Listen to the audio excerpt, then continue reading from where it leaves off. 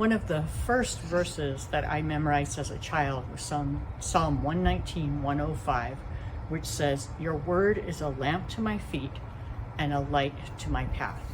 Your word is a lamp to my feet and a light to my path.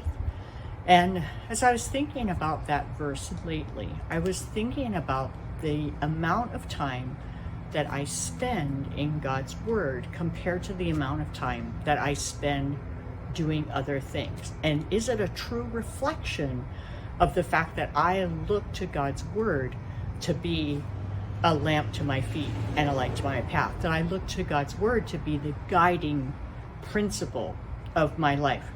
Now, time in itself is not necessarily the best indicator. For example, I spend more hours at work than I do reading my Bible. That doesn't necessarily mean that God's word doesn't inform my decisions.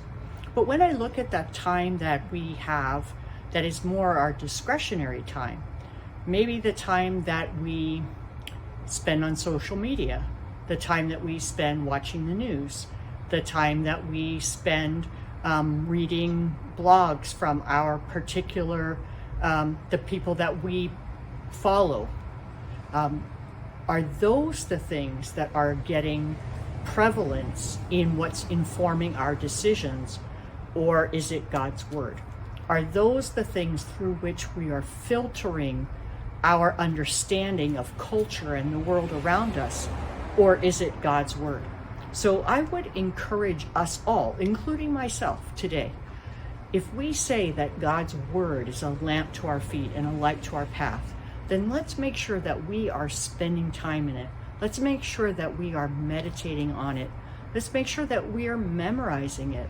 And let's make sure that when we put other things in our mind, when we are putting our social media in there, when we are putting newscasts in there, when we are putting political commentary in there, that we are filtering it through the truth of God's word. That is why God has given us this book. It is His instructions for us. It's His way of revealing Himself and His redemptive plan to us. Let's take some time to evaluate where our priority is, and then to realign the use of our time so that we are giving priority to putting God's word into our life and allowing it then to inform our thoughts and actions.